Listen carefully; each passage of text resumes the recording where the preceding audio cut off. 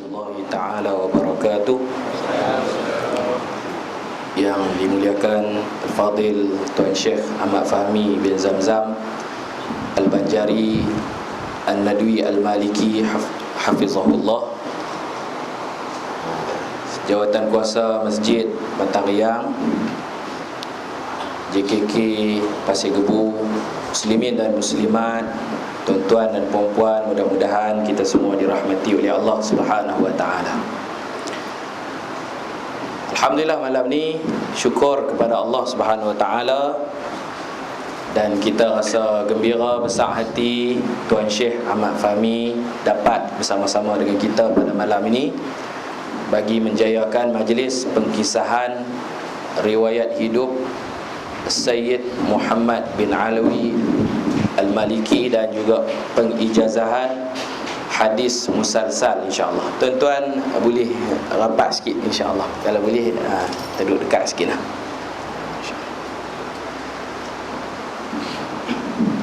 Dan kita nak buat pengumuman, insya-Allah pagi esok Tuan Syekh akan menyampaikan kuliah subuh di Surau Al-Ghufran, Taman Kuala Bekah. Pagi esok kuliah subuh kita akan bersama dengan Tuan Syekh Ahmad Fahmi Zamzam sekali lagi di Surau Al-Ghufran, Taman Kuala Bekah. Tuan-tuan dapat boleh dapatkan buku ni, buku yang disusun oleh Tuan Syekh tentang sejarah hidup Said Muhammad Alwi, dan di belakang ada pengijazahan sanad. InsyaAllah buku ni ada di luar, terhad ada 300 buah saja. Kalau yang jualan, kalau dah habis di luar, tuan-tuan boleh tempah melalui saya. InsyaAllah pada lain-lain masa kita akan edarkan kepada tuan-tuan dan perempuan, insyaAllah. Buku terhad ada 300 buah saja, boleh dapatkan di luar. Dan pengumuman seterusnya, di luar kita sediakan tabung derma sempena dengan program ni. Ada tabung derma dan juga kutipan derma Ihya Ramadan bagi sekolah kami, Ma'had Tarbiyah Islamiah Dirang. Nanti selesai majlis, tuan-tuan boleh ke meja jualan. Kita akan edarkan borang derma sempena Ihya Ramadan untuk Ma'had Tarbiyah Islamiah Dirang. Tuan-tuan boleh dapatkan di luar, insya-Allah. Tanpa melengahkan majlis, saya dengan berbesar hati menjemput dan mempersilakan Tuan Syekh Ahmad Fahmi bin Zamzam untuk menyempurnakan majlis pengkisahan riwayat hidup Said Muhammad Alwi, dan juga akan mengijazahkan kepada kita sanad hadis musalsal, insya-Allah. Falyatafaddal mashkura. Assalamualaikum warahmatullahi wabarakatuh. Bismillahirrahmanirrahim. Ila hadratin nabiyil mustafa Rasulillah sallallahu alaihi wasallam wa ila kaffatil anbiya'i wal mursalin wa li jami'il muslimina wal muslimat wal mu'minina wal mu'minat, wa bil khusus ila ruhil imam As-Sayyid Muhammad bin Alawi Al-Maliki Al-Hasani rahimahullahu ta'ala. Syai'un lillahi lahumul Fatihah. A'udzu billahi minasy syaithanir rajim. Bismillahirrahmanirrahim. Alhamdulillahi rabbil alamin. Ar-Rahmanir Rahim. Maliki yaumiddin. Iyyaka na'budu wa iyyaka nasta'in. Ihdinas mustaqim.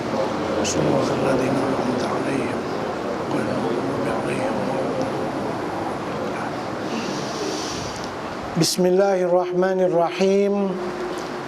Alhamdulillahi nahmaduhu wa nasta'inuhu wa nastahdihi wa nastarshiduhu wa nu'minu bihi wa natawakkalu alayhi wa na'udzu bihi min syururi anfusina wa min sayyiati a'malina. Allahumma salli wa sallim wa barik ala sayyidina wa maulana Muhammad wa ala alihi wa sahbihi wa man ihtada bihadiyih wastanna bisunnatihi ila yaumiddin. Subhanaka la ilma lana illa ma 'allamtana innaka antal alimul hakim.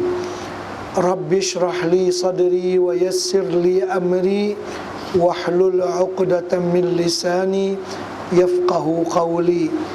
Bismillahi ma sya'allah, la quwwata illa billahi ma sya'allah. Al khairu kulluhu biyadillah ma sya'allah. Kullu ni'matin minallahi ma sya'allah. La yasrifu as-su'a illa Allah. Amma ba'd. Yang dikasihi Fadil Ustaz Zamri Hashim sebagai pengurusi majlis malam ini, tuan-tuan dan puan-puan rahimakumullah, alhamdulillah, bersyukur kita ke hadrat Allah Subhanahu wa ta'ala, di mana dengan limpahan rahmat, karunia dan barakah daripadanya, dapatlah pada malam ini kita bersama-sama berkumpul di dalam masjid yang mulia ini dengan beberapa niat yang kita pasangkan dalam hati kita. Mudah-mudahan kesemua niat itu diberi pahala oleh Allah Subhanahu wa ta'ala. Yang pertama, kita berniat i'tikaf di dalam masjid ini. Yang kedua, kita berniat untuk menantikan datangnya sembahyang yang berikutnya, yaitu sembahyang Isya. Orang yang berada di masjid atau di musalla menunggu, sementara menunggu datangnya waktu sembahyang yang kedua, maka orang itu sentiasa dicatat oleh Allah Subhanahu wa ta'ala dalam keadaan sembahyang. Silakan.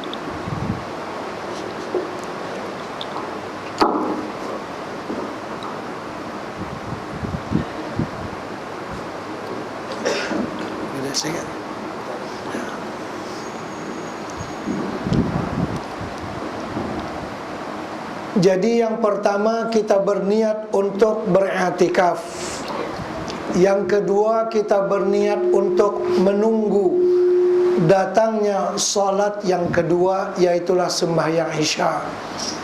Maka orang yang berada di musalla ataupun di masjid sementara menunggu sembahyang yang kedua, orang itu sentiasa ditulis oleh Allah Subhanahu wa ta'ala dalam keadaan sembahyang.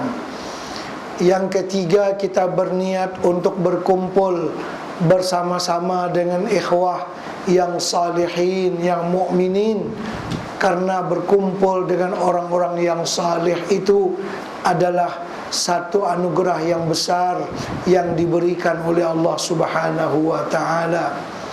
Niat yang berikutnya, kita duduk di sini supaya jauh daripada kemaksiatan, jauh daripada kemungkaran yang sangat banyak berada di luar sana. Alhamdulillah, Allah Subhanahu wa ta'ala mengumpulkan kita di sini. Ada banyak macam lagi niat yang boleh kita pasang. Semua niat itu akan diberi pahala oleh Allah Subhanahu wa ta'ala. Dan juga pada malam ini secara khusus kita berniat untuk melihat secara dekat riwayat hidup seorang ulama yang besar, ulama yang agung di tanah suci Makkatul Mukarramah, yaitulah guru kita As-Sayyid Raihanatu Al-Baladil Haram Al-Habib Muhammad bin Alawi Al-Maliki Al-Hasani rahimahullahu ta'ala. Kita akan menyebutkan riwayat hidup beliau, jasa-jasa beliau yang banyak untuk umat Islam, dan juga beberapa kelebihan yang diberi oleh Allah Subhanahu wa ta'ala kepada beliau. Disebutkan dalam asar, inda zikris salihin tanzilur rahmatu wal barakat. Apabila orang-orang yang saleh disebutkan, maka barakah dan rahmat akan turun di majlis tersebut. Apabila orang-orang yang saleh disebutkan manaqib beliau, riwayat hidup beliau, kehidupan mereka yang penuh dengan keimanan kepada Allah Subhanahu wa taala, apakah lagi para ulama yang merupakan warasatul anbiya, al-ulama'u warasatul anbiya. Apabila disebut riwayat hidup para alim ulama, maka sudah pasti barakah dan rahmat akan turun di dalam majlis tersebut. Disebutkan juga bahwasanya hikayatus salihin juddun min junudillah. Hikayat orang-orang yang saleh itu salah satu di antara tentera Allah. Dia masuk ke dalam hati kita untuk memberikan semangat. Walaupun Al-Quranul Karim dan hadis Rasulullah SAW apabila disebutkan akan menambah keimanan kita, itu sudah pasti. Dan juga tidak kurang pentingnya kita menyebut riwayat dan hikayat orang-orang yang saleh. Bagaimana di dalam Al-Quran sendiri lebih kurang 1/5 dari isi Al-Quran adalah kisah para anbiya dan mursalin, kisah para nabi-nabi dan rasul, kisah kelahiran Nabi Isa, kisah kelahiran Nabi Musa, dan bermacam-macam lagi kisah perjuangan para anbiya dan mursalin. Maka Allah Subhanahu wa ta'ala berfirman, wa kullan naqussu 'alaika min amba'ir rusul ma nusabbitu bihi fuadak. Sebenarnya kisah-kisah para anbiya dan rasul itu kami kisahkan kepada engkau wahai Muhammad untuk menguatkan hati engkau, lebih percaya dan lebih mantap lagi dengan janji-janji Allah Subhanahu wa ta'ala. Begitulah juga riwayat orang-orang yang saleh. Apabila disebutkan, dia akan memberikan kepada kita contoh-contoh yang hidup kepada kita tentang orang-orang yang beramal dan berilmu, beramal dan berdakwah kepada ilmu yang telah mereka warisi daripada baginda Rasulullah sallallahu alaihi wasallam.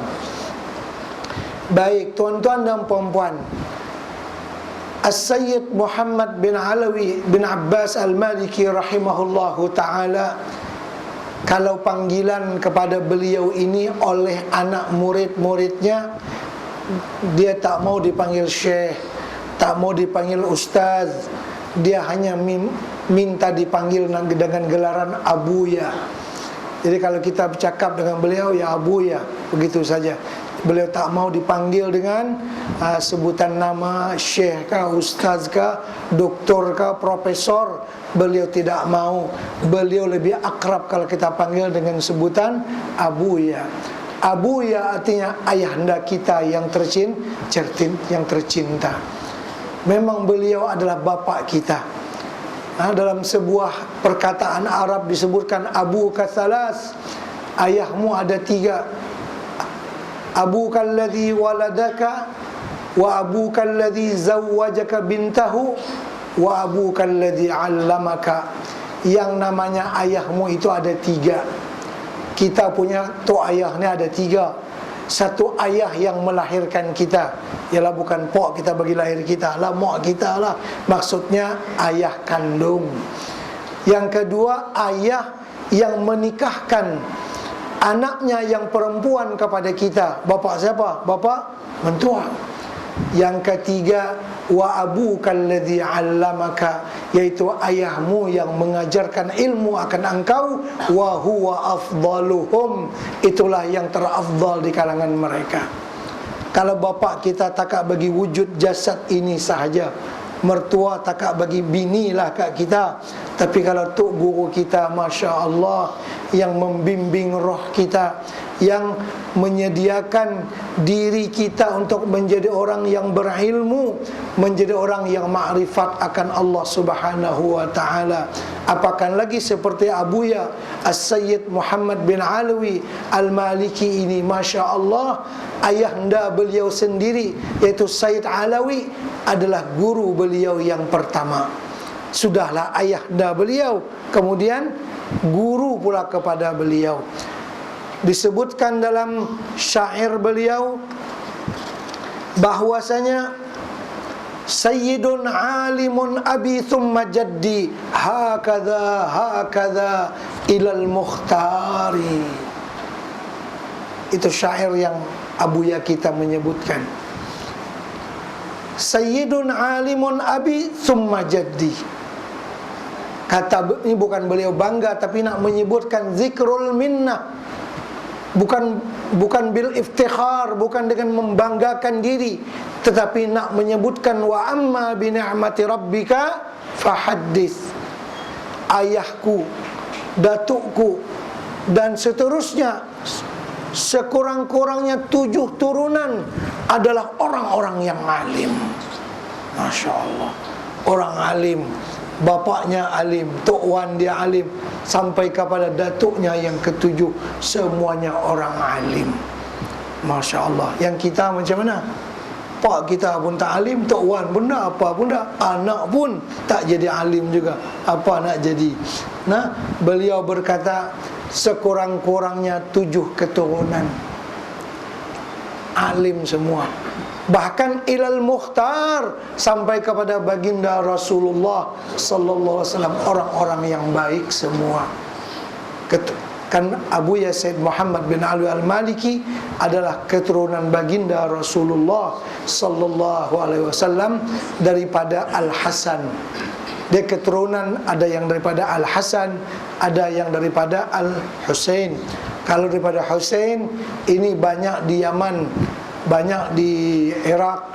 Adapun yang daripada Al-Hasan banyak di Mesir, di Libya, di Maroko, dan juga di India. Banyak daripada Al-Hasani, keturunan Hasan bin Ali bin Abi Talib, cucu baginda Rasulullah sallallahu alaihi wasallam.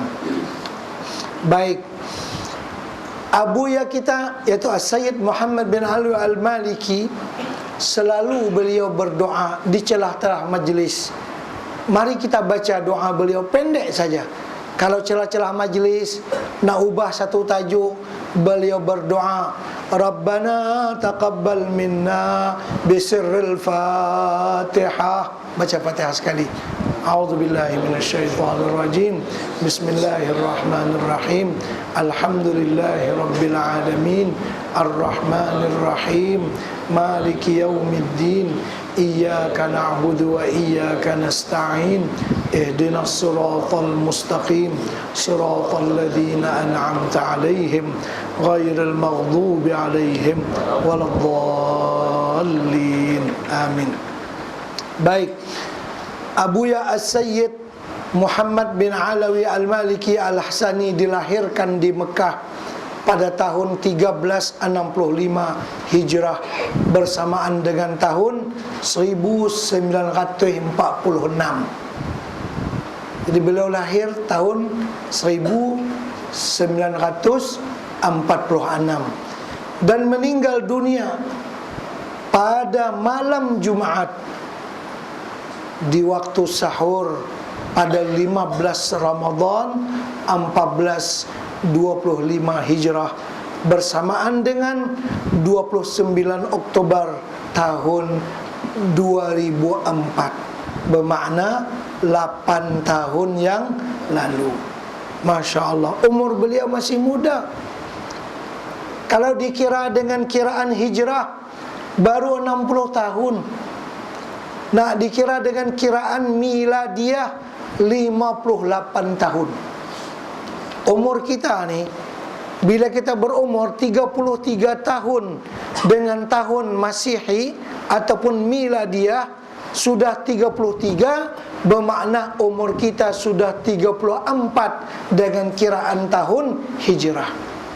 Karena tahun miladiah lebih banyak 11 hari saban tahun daripada tahun hijrah ataupun qamariyah.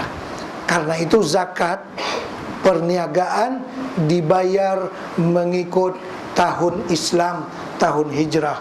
Jangan Desember baru bayar.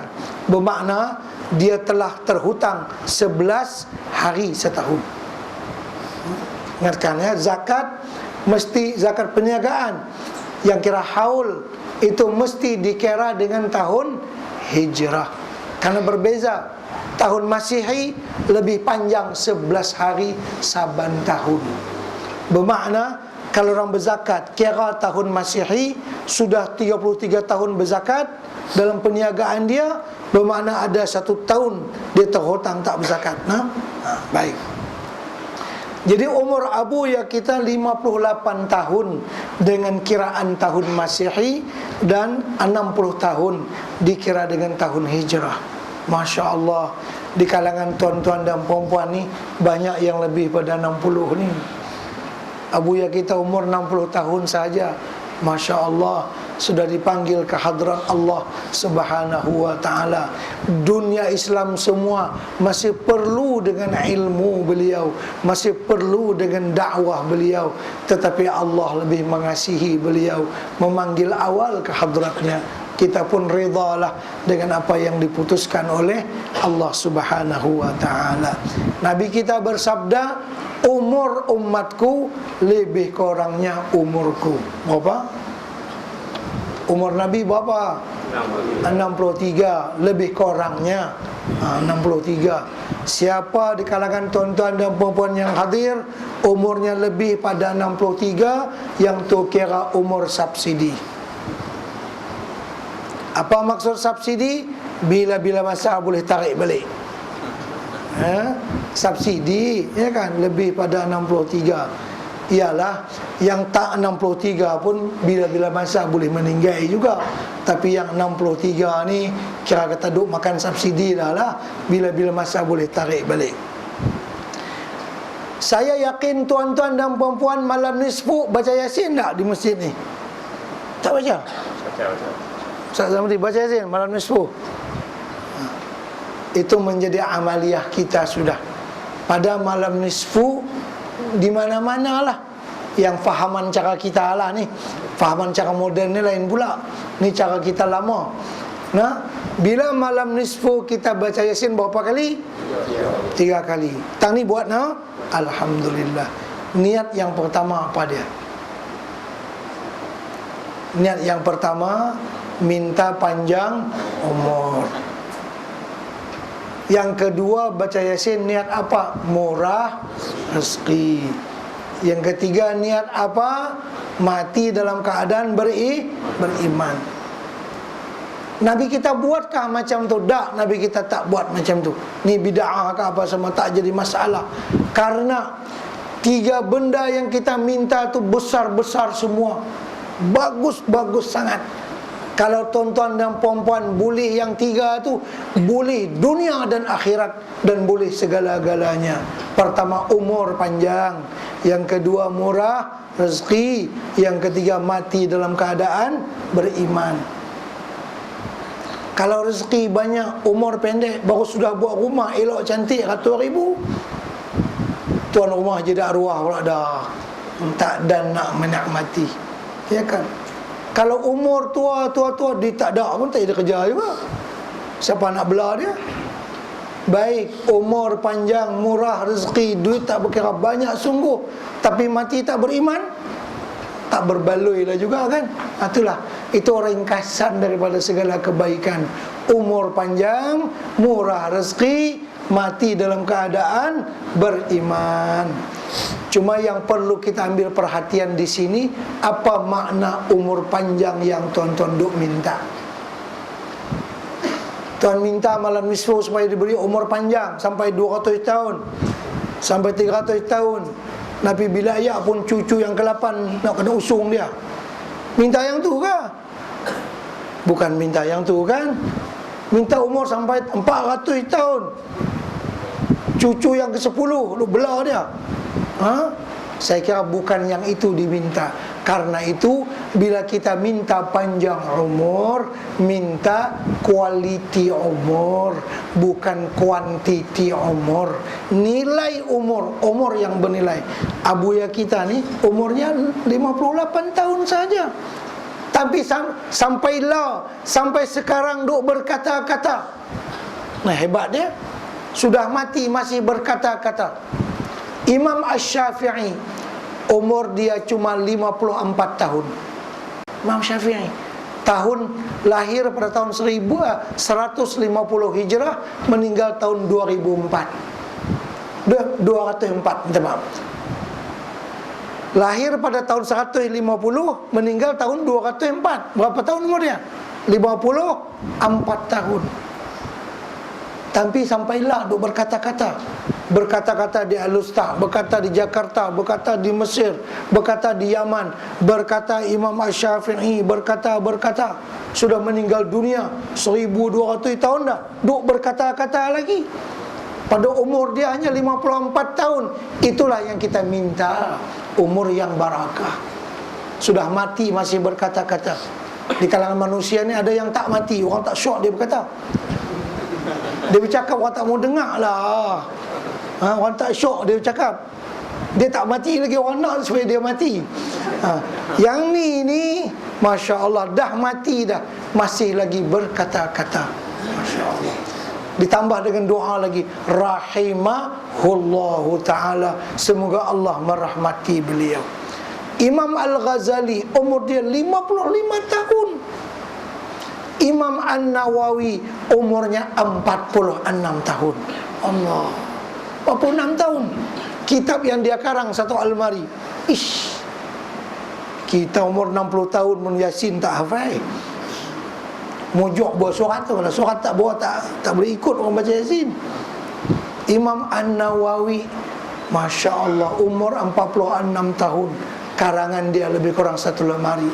Imam Asy-Syafi'i, umur 6 tahun sudah hafal Al-Quran. Umur 6 tahun.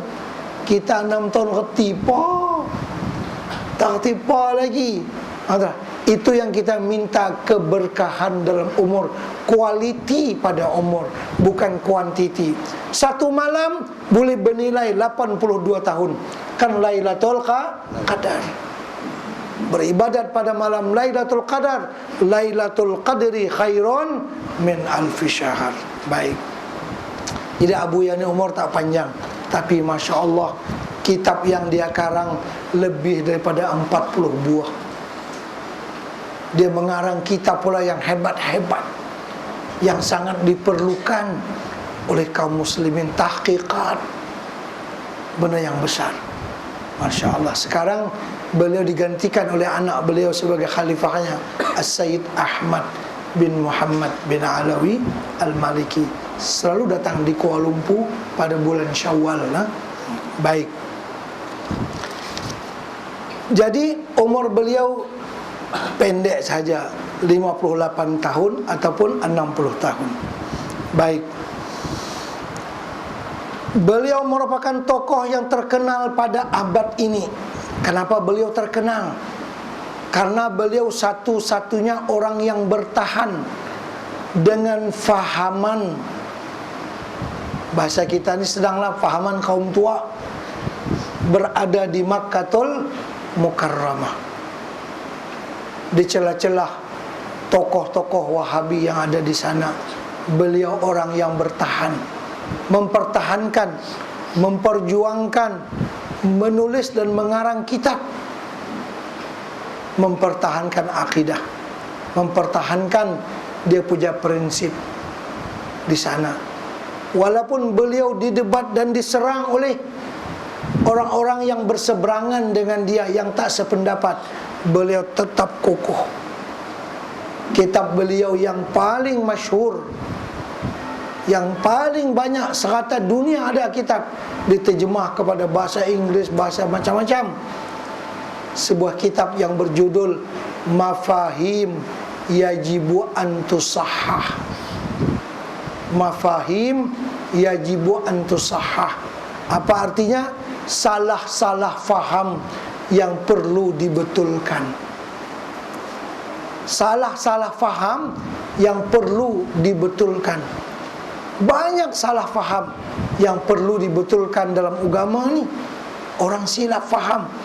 Bila orang memuji Rasulullah, dia kata mendewakan Rasulullah. salah faham. Orang memuji Rasulullah dengan pujian yang agak tinggi sedikit, ini syirik. Memuji Rasulullah sudah mendewakan Rasulullah melebihi pada kadar yang patut. Bagaimana beliau menghuraikan masalah itu dengan panjang lebar dalam kitab-kitab beliau, dengan cara yang senang difaham. Nanti mungkin saya akan sentuhkan beberapa contoh yang beliau huraikan dalam kitab beliau yang bernama Mafahim Yajibu an Tusahhah. Dan beliau sendiri pernah berkata, aqrabu kutubi ilayya al-mafahim. Kitab aku yang paling dekat dengan hatiku, kata beliau, ialah kitabku yang bernama Al-Mafahim. Karena situlah dasar-dasar pemikiran beliau. Dan untuk kita yang amalan-amalan baca Yasin, yang baca Maulid, yang bertawassul, nak tahu macam mana, sila rujuk kepada kitab Mafahim tadi, maka mendapatlah huraian yang terang dan jelas bahawa apa yang kita amalkan tidak syirik, berdasarkan kepada dalil-dalil Al-Quran dan dalil-dalil daripada hadis Rasulullah sallallahu alaihi wasallam, dan daripada perbuatan para ulama salaf dan perbuatan baginda Rasulullah sallallahu alaihi wasallam sendiri. Baik,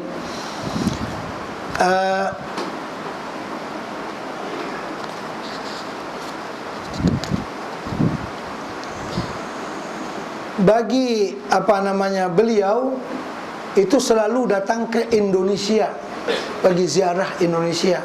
Abuya Said Muhammad ini waktu tahun 70-an dan awal 80-an, saban tahun beliau pergi ke Indonesia. Karena beliau, dia punya penuntut-penuntut yang ada di pondok dia lah, kalau bahasa kita, yang ada di Mekah, yang di Rusaifah, baik yang di Utaibiyah dulu, itu hampir 85% daripada orang-orang Indonesia semua yang jadi murid beliau. Karena beliau orangnya tegas dalam mentarbiahkan murid. Masuk ke pondok beliau 5 tahun tak boleh balik. Orang kita tak sabar. Kadang-kadang pak mai Mekah, jumpa saya setengah jam, lepas tu tak boleh jumpa dah. Dia jaga sungguh, dia kawai sungguh. Jadi orang kita tak tahan. Orang Indonesia ni dia boleh tahan lasak sikit lah. Panas pun dia tahan sikit, ya kan? Tu guru yang garang pun mereka tahan sikit. Jadi banyak ilmu mereka dapat. Banyak anak muridnya tersebar luas di Indonesia. Karena itu lebih daripada 80 pondok pesantren di Indonesia telah pun didirikan oleh anak-anak murid Abuya Said Muhammad bin Alwiya Al-Maliki rahimahullahu ta'ala. Itu yang beliau selalu pergi dulu ni. Kenapa? Karena beliau mendukung didirikannya pondok-pondok pesantren, tempat pengajian-pengajian tradisional di Indonesia. Alhamdulillah, sampai ke tahun beliau wafat, saban tahun itu beliau kirim duit untuk mendukung pondok-pondok anak muridnya, termasuk kita lah juga, walaupun tidaklah anak murid sangat dalam makna mengaji berdepan dengan beliau, tapi kita salah seorang di antara yang 2 orang lah yang dianugerahkan beliau dengan gelaran Al-Maliki. Kan beliau tu Al-Maliki itu sebagai gelaran keluarga. Jadi kita digelarkan dengan Al-Maliki oleh beliau. Artinya mansub ilaihi, dalam satu kejadian yang ada saya kisahkan dalam buku ini. Di mana yang hebatnya Abuya ini, kalau beliau berceramah dimanapun, bersyarah dimanapun, datang ke pondok manapun, pasti beliau bagi ihsan, pasti beliau bagi duit. Ni kalau Abuya bersyarah malam ni, kita tak gaduh bagi duit ke dia. Dia bagi duit ke masjid ni. Dia bersyarah di Masjid Irfan, di Derga dia bagi 5,000. Dia bersyarah di Darang dia bagi 10,000. Dia bersyarah di mana dia bagi. Semua anak murid dia belah, semua anak murid dia bagi. Masya Allah, luar biasa. Orang yang kaya dengan ilmu dan kaya dengan harta benda, luar biasa. Pemurah, pemurahnya luar biasa. Itu akhlak beliau. Anak murid semua dia jamu, semua dia jamin. Tiket mari, tiket balik. Balik pula nanti nak balik ke Indonesia, nak buat pondok, ambil duit, beli tanah, buat pondok. Tiap tahun dia hantar duit. Subhanallah. Karena itu lebih daripada 80 tempat pengajian ataupun pondok pesantren di Indonesia dengan ihsan beliau, dengan jasa baik beliau. Masya Allah, tabarakallah. Sampai kerajaan Indonesia pun naik curiga macam-macam lah, sehingga beliau di akhir-akhir ni tak mau pergi ke sana, cuma kirim dia punya peruntukan saja kepada anak-anak murid dia. Ini tak apalah kita cerita selepas beliau tak ada. Kalau beliau ada takut macam ni pula kan. Orang yang paling pemurah. Kitab-kitab beliau tak dijual, semua hadiah-hadiah saja yang dia karang. Masya Allah, tabarakallah. Kitab dibagi, ilmu dibagi, duit dibagi, didukung lagi semua anak-anak murid beliau. Masya Allah, tabarakallah.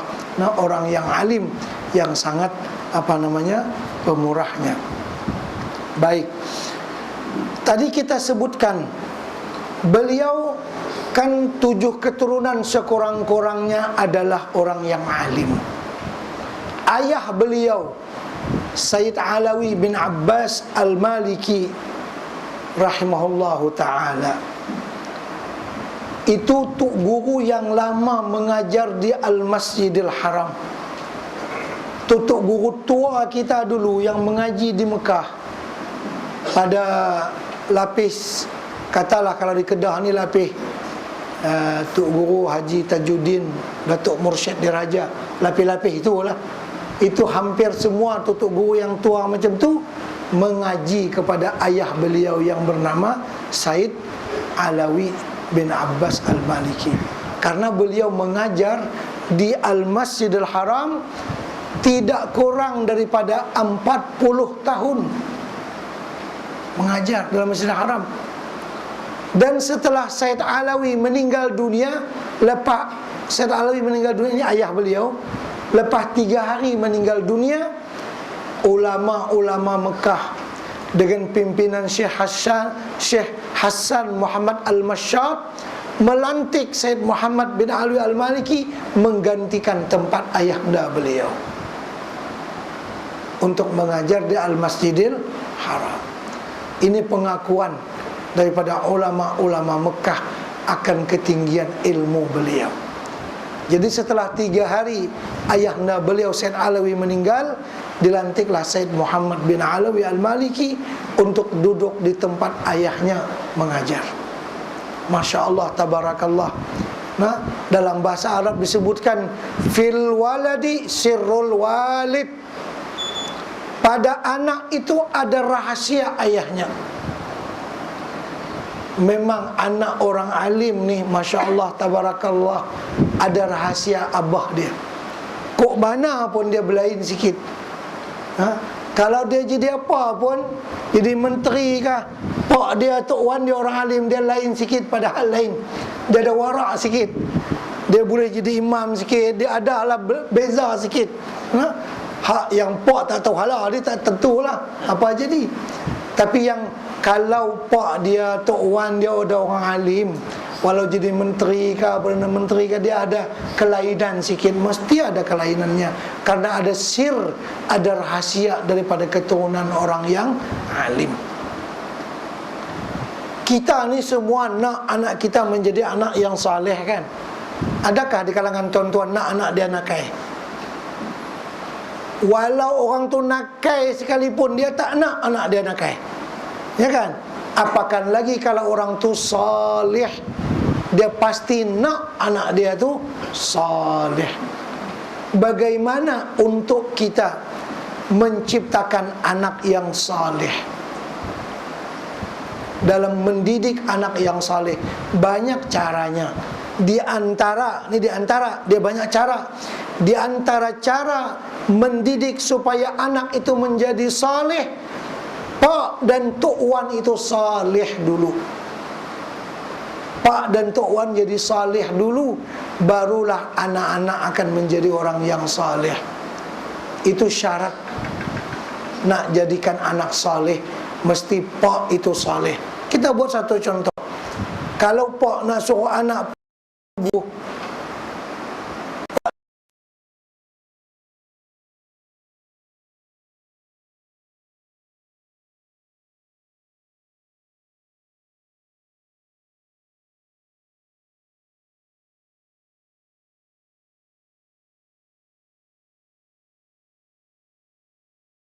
tu dibaca Quran subuh-subuh, ayah kita pun macamnya, Masya Allah. Itu salah satu ya, salah satu di antara cara untuk menjadikan anak tu saleh, mesti bapa dan tok wan tu orang yang saleh. Kadang-kadang pak ni pun tahu nak anak baik mana boleh, bahkan teruk daripada tu lagi, pak teruk pada anak. Macam mana cerita dia? Macam ni. Lah ni ustaz, dia kata payahlah zaman lah ni, televisen tak ada. Payahlah budak-budak ni, ya kan? Di rumah kita tak ada, di pasaran rumah jiran, pi rumah orang, menyusah anak beranak orang lah. Gagah juga beli. Pasal apa? Budak-budak ni lah. Kalau kita tak beli satu, saya kira dia mai serang rumah orang, di kedai duk mana tang mana, tu gagah beli satu. Masuk gagah tu bukan pasal pak dia beli TV, televisyen, pasal apa? Pasal anak. Selalu orang tengok pukul 11 budak-budak dah lena, pak duk cakung tengok lagi. Tu pasal anak ke pasal pak? Inilah cerita, ya kan? Hari tu nak beli, kata pasal anak ni susah, tak beli dia serang orang dua. Ni wajib. Sama ada kita memang bersiap-siap nak solat, kita memang nak buat sembahyang, atau pasang niat di hati, sekejap lagi lah kami ni takhir sikit sembahyang. Maknanya kita pun nak sembahyang, tapi nanti kita akhirkan sedikit. Baik, cerita yang saya nak sebutkan, bagaimana kisah Nabi Musa dengan Nabi Khidir alaihi salatu wassalam. Ni kalau tuan-tuan baca surah Al-Kahfi dan faham kisahnya, Masya Allah, tabarakallah. Kan ada 3 babak, ada 3 babak dia punya cerita. Yang pertama, Nabi Musa merosakkan kapal. Yang kedua, Nabi Khidir merosakkan kapal. Yang keduanya, Nabi Khidir jumpa seorang budak, dia apa? Dibunuh. Yang ketiga apa dia? Dia pergi satu kampung nak minta dijamu pasal lapar. Orang kampung tu sekampung keturunan zuriat orang kedekut, tak jamu dia. Dia tengok dinding rumah yang sengit, dia tolong apa namanya, betul dia, ya kan? Tiga babak kan cerita dia. Kerana cerita yang tu saja sampai pukul 10 tak habis. Kita ambil kejadian yang ketiga. Bagaimana Nabi Khidir membetulkan dinding rumah yang sengit bagi betul, tanpa mengambil upah daripada orang kampung tu. Padahal beliau sangatnya lapar dan perlu kepada upahan ataupun duit. Lalu diingkari oleh Nabi Musa, ya kan? Apakah engkau membetulkan yang ni? Kalau kita berkira nak makan, elok jugalah kan, bayarlah kat kita sikit-sikit, boleh beli nasi, boleh beli roti. Nabi Khidir kata, cukup 3 kali engkau buat, aku tak boleh berkawan dengan engkau, atau engkau tak boleh berkawan dengan aku. Lalu ditakwil oleh Nabi Khidir ketiga-tiga perbuatannya. Baik, yang pertama, yang kedua tak payah kita terang. Yang ketiga ni, yang cerita Nabi Musa membetulkan dinding. Wa ammal jidaru fakana li ghulamaini yatimaini fil madinati wa kana tahtahu kanzul lahumā wa kana abuhuma salihā فأراد ربك أن يبلغا أشدهما ويستخرجا كنزهما رحمة من ربك وما فعلته عن أمري ذلك تأويل ما لم تستطع عليه صبرا. Kenapa aku betulkan dinding rumah yang sengit? Wa ammal jidaru fakana li ghulamaini yatimaini. Itu rumah yang nak runtuh tu punya anak yatim 2 orang. Anak yatim 2 orang yang ada di bandar ini. Jadi kenapa jadi ku betulkan dinding itu? Supaya dinding rumah itu tahan lama sikit. Mungkin dah dibetulkan tu bolehlah bertahan 10 tahun lagi ke, baru nak runtuh rumah. Kalau dibiarkan mungkin dalam sebulan lagi akan runtuh. Lepas ku perbaik, bolehlah puluh-puluh tahun lagi baru nak runtuh. Pasal apa? Jadi aku buat macam tu karena rumah ni peninggalan seorang ayah yang sudah meninggal dunia, yang mewarisinya ialah 2 orang anak yatim. Li ghulamaini yatimaini fil Madinah. Pasal apa?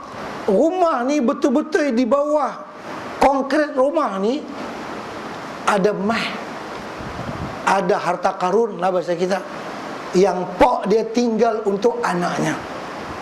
Kalau rumah ni runtuh sebulan lagi, orang bongkar, jumpa apa namanya, jumpalah mai tu budak yatim tu, bukan tipa lagi. Nanti pak-pak menakan dia makan. Dah pak ni kedekut. Buktinya kita duk minta jamu, dia tak jamu pun, ya kan? Sagi pak-pak menakan dia, kata ni hak Tok Wan kot, ya kan? Hak ni lah hak Tok Wan kita ni, bukan hak pak dia, ya kan? Macam-macam lah. Kelah aku ni, akhirnya hak harta yatim tu dimakan oleh orang lain. Dinding ni aku pun betul supaya berumurlah 10 tahun. Lepas 10 tahun roboh tak apa dah. Orang bongkar rumah tu, budak yang yatim dah besar. Dia kata, ni hak pak aku ni. Dia besar dah. Masa dia yatim lagi, dia akan dipengaruhi oleh bapa-bapa saudara dia, nanti dia tak dapat.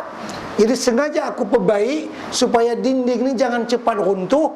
Bagilah yatim ni apa namanya, besar, sagi sampailah apa yang ditinggalkan oleh pak dia kepada anaknya yang yatim itu. Kalau aku tak perbetul, rumah ni runtuh lah, maknanya nanti papa menakan dia akan makan duit yatim, ya kan? Pasal apa aku buat demikian?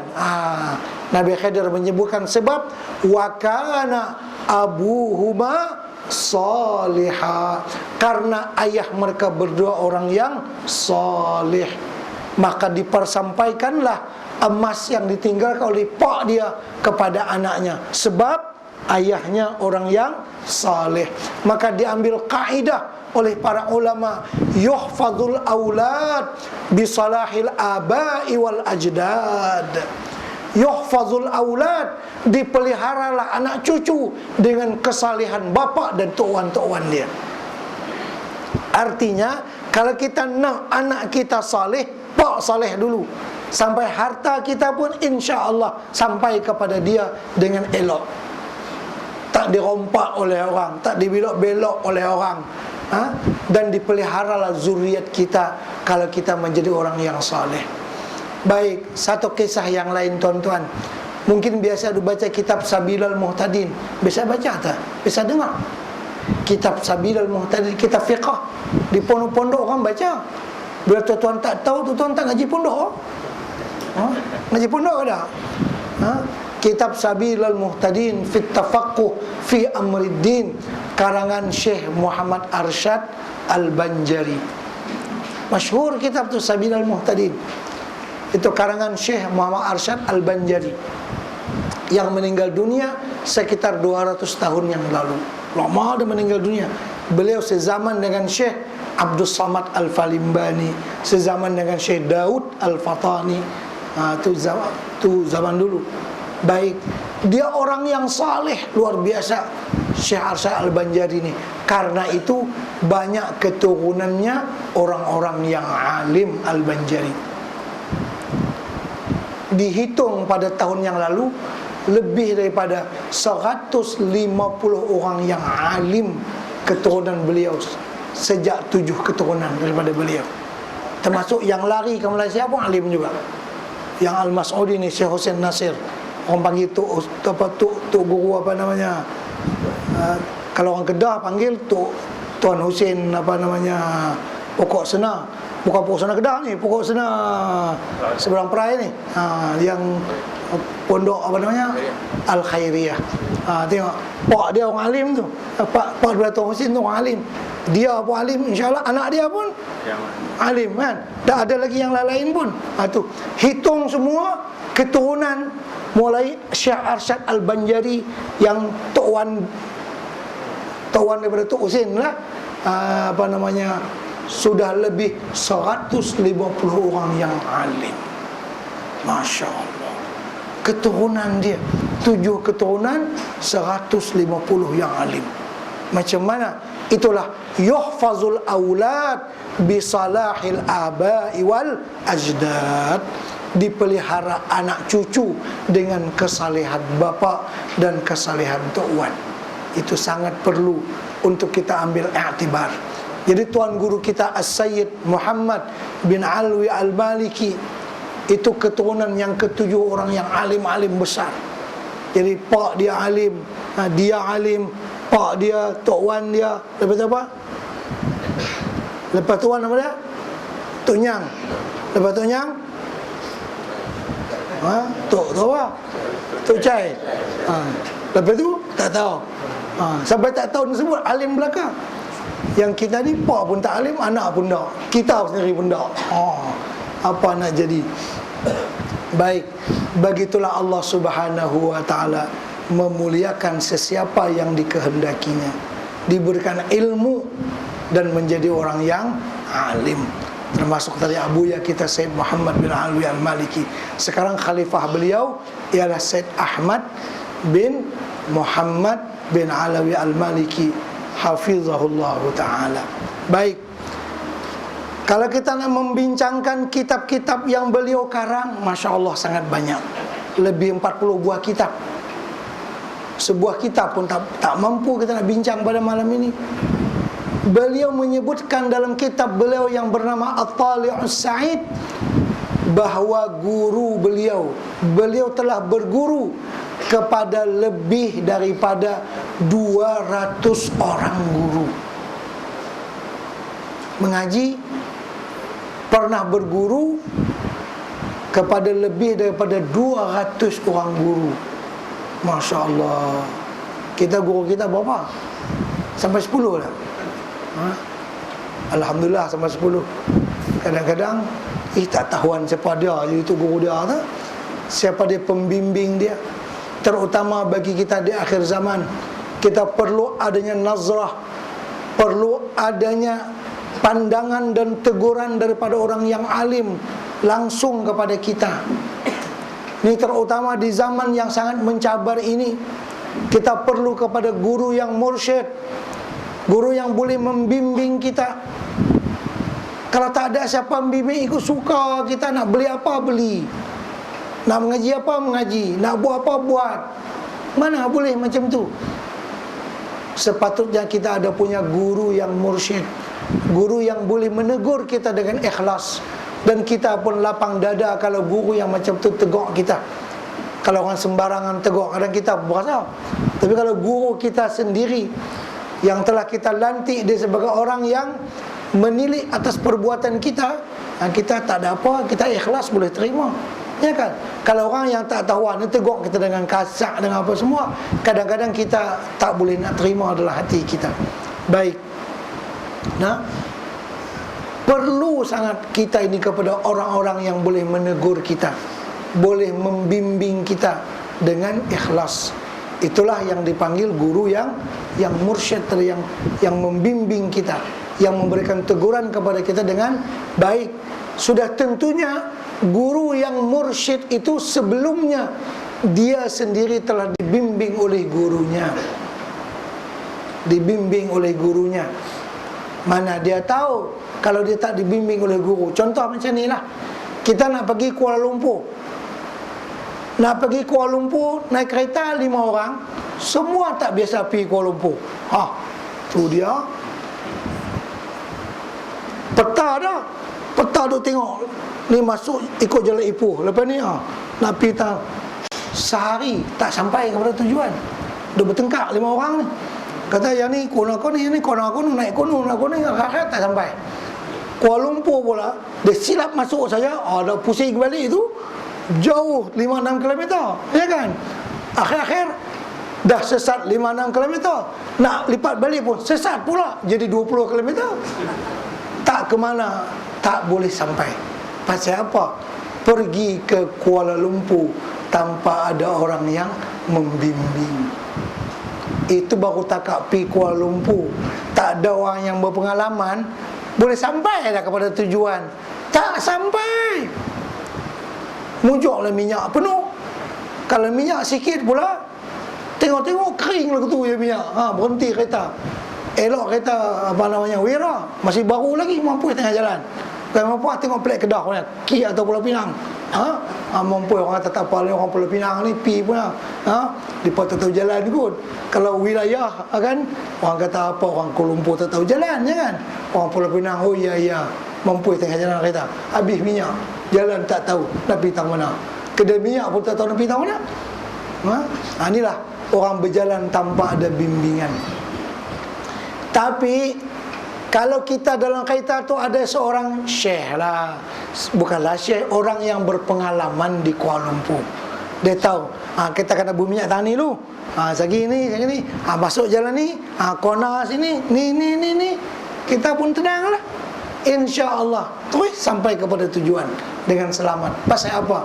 Dengan bimbingan orang yang ada berpengalaman. Itu perlu sangat bagi kita mencari guru yang boleh membimbing kita dalam perjalanan kita kepada Allah Subhanahu wa ta'ala. Apakah lagi musuh kita dalam perjalanan kepada Allah ni banyak. Apa musuh kita? Dunia. Apa musuh kita? Makhluk. Apa musuh kita? Iblis dan syaitan. Apa musuh kita? Syahwat dan nafsu. Banyak musuh kita. Macam mana nak sampai kepada Allah tanpa ada bimbingan daripada pengalaman orang yang pernah dibimbing oleh gurunya. Jadi orang yang seperti Abu Ya ni, Masya Allah, Tabarakallah, orang yang telah dipimpin oleh guru-guru sebelumnya, oleh mereka yang mendidik akan dia untuk sampai kepada Allah Subhanahu wa ta'ala. Karena itu murid-murid yang dia bimbing, Masya Allah, Tabarakallah, mempunyai ilmu yang tersusun mengikut maratibul ulum, mengikut martabat-martabat ilmu, yang mana yang perlu didahulukan, dan bagaimana cara untuk mengaji ilmu agama ini. Dan ilmu agama ni, cara mengaji ini berbeza daripada ilmu-ilmu sains dan teknologi, berbeza. Mestilah dijaga adab-adab dan cara-cara mengaji seperti apa yang ditradisikan oleh para alim ulama zaman dahulu. Sampailah sekarang ini, di mana sistem pengajian itu mengutamakan sistem keberkahan. Orang mengaji di pondok ni, kalau orang mengaji di universiti, dia tak bincang yang tu. Yang penting ilmu dapat. Kita ni bila mengaji ilmu agama, kita mengaji dua benda sebenarnya. Ilmu tu mengaji, keberkahan ilmu tu mengaji. Kalau dapat ilmu agama saja tapi tak berkat, dia tak boleh amal. Hari ini orang boleh ambil PhD. Ambil di mana? Ada Oxford University. Siapa ada jadi musyrif, apa dipanggil, yang jadi apa, supervisor kepada apa risalah yang dia buat, Yahudi itu atau Nasrani itu lah, ya kan? Dia mengambil PhD ilmu tasawuf, membahas Imam Ghazali. Tok guru dia tak pernah mandi junub, dah orang kafir, ya kan? Bagaimana nak sampai kepada Allah? Bagaimana nak makrifat kepada Allah? Siapa dia? Dengan siapa dia mengaji? Karena itu Para ulama zaman dulu berkata, inna hadzal ilma dinun fanzuru amman ta'khuduna dinakum. Inna hadzal ilma dinun fanzuru amman ta'khuduna dinakum. Ilmu agama ni bukan masalah mudah. Ilmu-ilmu ini membicarakan tentang agama kamu. Karena itu kamu kena ambil daripada ahlinya. Ambil dengan cara sistem keberkahannya. Bukan hanya nak dapatkan ilmu. Hari ini orang mengaji ilmu, tadilah ambil PhD dalam bidang ilmu tasawuf. Tok guru dia Yahudi itu. Tu balik Malaysia, fatwa macam-macam, celaru. Siapa tok guru dia? Dia mengaji. Orang mengaji di pondok dengan sistem tradisional, dengan sistem keberkahan. Orang di pondok bila mengaji, mesti waktu mengaji itu dikaitkan dengan waktu sembahyang. Ni kita mengaji lepas maghrib, lajak sikit isyak tak apa. Mengaji itu bila? Lepas subuh. Mengaji itu bila? Lepas asar. Mengaji itu bila? Lepas zuhur. Ilmu dikaitkan dengan amal, dengan sembahyang. Kalau di universiti, dia tak jadi macam tu. Kuliah pertama pukul 2 sampai pukul 3. Kuliah kedua pukul 3 sampai pukul 4. Kuliah ketiga pukul 4 sampai pukul 5. Asar cakap, itu kira masing-masing lah. Dia macam tu. Dia, kalau kita mengaji tradisional, sistem yang kita mengaji di pondok dengan tutup guru kita, dia mesti mengambil kira dengan waktu sembahyang. Jadi sistem keberkahan dalam ilmu. Baik. Jadi tuan-tuan, pada malam ini kita akan ijazahkan kepada tuan-tuan hadis musalsal. Hadis musalsal bil mahabbah. Hadis musalsal ni banyak, ratusan. Kita nak ambil satu je malam ni. Apa makna musalsal? Hadis yang berantai. Daripada, contohnya daripada saya, dan saya daripada tuan guru saya Said Muhammad Al-Maliki. Beliau daripada ayahnya, ayahnya daripada tok guru ni, tok guru ni daripada tok guru ni, tok guru ni daripada tok guru ni, sampailah kepada baginda Rasulullah sallallahu alaihi wasallam. Kita meyakini bahawa di dalam sanad silsilah rantai musalsal ini banyak keberkahan yang diberikan oleh Allah Subhanahu wa taala. Karena kalau tu gurunya bukan orang Islam, dia boleh sebutkah haddasana ataupun dengan cara Arab ni tak boleh lah. Berkat apa kau nu tak bayang? Kau nu tak pernah mandi junub. Kau nu orang kafir. Walaupun memang kita tidak menafikan keilmuan mereka. Di segi ilmu, orang-orang yang kita panggil orientalis ni, dicekap. Memang dia kuasai ilmu, kadang-kadang lebih pada tutup guru kita lagi. Dia pandai. Memanglah pandai, ilmu ada, tapi keberkahan ilmu dia tak ada. Keberkahan ilmu kita nak dua-dua. Ilmu pun kita nak, keberkahan ilmu pun kita nak.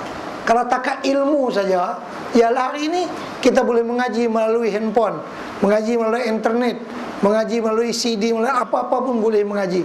Tapi kita tak bersila depan tok guru, beradab depan dia. Kita tak dapat keberkahan daripada ilmu. Ilmu dapat, maklumat berpindah kepada kita, tapi keberkahan tak berpindah kepada kita. Keberkahan itu bila kita mengaji bersila depan tok guru, kita tengok ahwal guru kita. Begini cara pakaian guru kita, begini cara dia menyampaikan ilmu. Guru kita dengan gurunya begitu juga, gurunya dengan gurunya begitu, sampai kepada baginda Rasulullah sallallahu alaihi wasallam. Inilah ciri keberkahan ilmu ataupun ciri pengajian yang dibawa oleh Abuya As-Sayyid Muhammad bin Alawi Al-Maliki. Bukan beliau saja, ramai di kalangan tutuk guru. Cuma salah satu di antara tutuan guru yang mengajarkan ilmu dengan sanad yang muttasil sampai kepada baginda Rasulullah sallallahu alaihi wasallam ialah tuan guru kita yang menjadi judul pembicaraan kita pada malam ini, iaitulah As-Sayyid Muhammad bin Alawi Al-Maliki Al-Hasani rahimahullahu ta'ala. Bismillahirrahmanirrahim.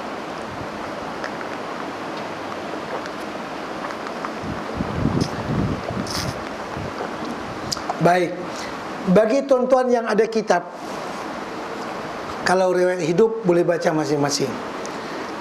Bagi yang ada kitab, dalam kitab ini sebenarnya dia banyak ada sanad kutubus sittah apa dalam kitab ni, sanad Bukhari, Muslim, Abu Daud, Tirmizi, Ibnu Majah dan An-Nasai. Daripada saya ambil daripada Abu Yazid Muhammad, daripada beliau sampai kepada Imam Bukhari, dari Imam Bukhari sampai kepada baginda Rasulullah SAW. Yang tu nanti satu masalah lain lah. Pada hari ini kita nak bincang satu saja dulu, hadis musalsal bil mahabbah. Yang ada kitab, tolong buka muka surat 34. 34 daripada sebelah kanan, hak Jawi, hak Arab. Jadi hadis al-musalsal bil mahabbah, kita perlu faham dulu apa makna musalsal. Musalsal ialah suatu hadis yang diriwayatkan oleh seseorang dengan kaifiat yang tertentu sampai kepada baginda Rasulullah ataupun kepada siapa orang yang mula memusalsalkan hadis itu. Dalam kitab Baiquniyah disebutkan musalsalun qul ma ala wasfin ata mislu ama wallahi ambanil fata kadzaka qad haddatsanihi qa'ima au ba'da an haddatsani tabassama. Jadi musalsalun, hadis musalsal itu hadis yang diriwayatkan oleh seorang guru kepada anak muridnya dengan kaifiat yang tertentu, dengan cara yang tertentu. Misalnya saya berkata nanti kepada tuan-tuan dan puan-puan, apa saya kata? Saya akan berkata inni uhibbukum, aku mencintai kamu semua. Ini hadis Nabi. Inni uhibbukum, aku mencintai kamu semua. Fala tada'anna dubura kulli salatin an taqul Allahumma a'inni ala zikrika wa syukrika wa husni ibadatik. Itu contoh kaifiat tertentu. Oleh karena saya waktu mendengar hadis itu daripada guru saya As-Sayyid Muhammad bin Alwi Al-Maliki, beliau berkata kepada saya, apa kata beliau? Saya mencintai kamu, maka janganlah kamu meninggalkan membaca zikir Allahumma a'inni ala zikrika wa syukrika wa husna ibadatik pada setiap kali sembahyang fardu. Begitu hadis itu saya dengar daripada beliau, dan beliau sambungkan dengan inni uhibbuka ataupun inni uhibbukum, aku mencintai kamu. Begitu saya dengar daripada guru saya Sayyid Muhammad bin Alwi Al-Maliki. Nah, apabila hadis itu saya riwayatkan pula kepada tuan-tuan dan puan-puan pada malam ini, saya pun cakap macam tu juga. Macam mana guru saya cakap kat saya, inni uhibbukum, aku mencintai tuan-tuan dan puan-puan sekalian. Nah, maka janganlah tertinggal saban kali sembahyang fardu membaca Allahumma a'inni ala zikrika wa syukrika wa husna ibadatik. Kenapa demikian? Bermakna kita telah mendapat satu rantai silsilah.